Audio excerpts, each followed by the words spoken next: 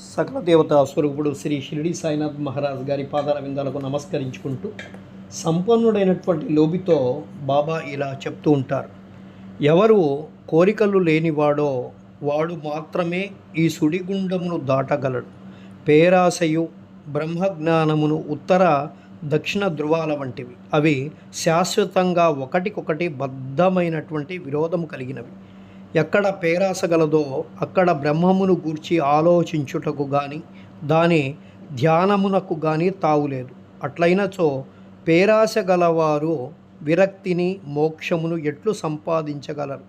లోబికి భ్రాంతి కానీ సంతుష్టి కానీ దృఢ నిశ్చయము కానీ ఉండవు. మనస్సునందే మాత్రము పేరాశయున్నను సాధనలన్నీ ఆధ్యాత్మిక ప్రయత్నాలన్నీ కూడా నిష్ప్రయోజనములు.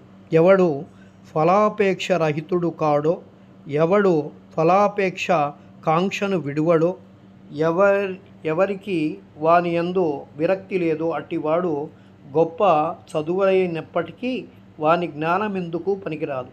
ఆత్మసాక్షాత్కారమును పొందుటకిది వానికి సహాయపడదు.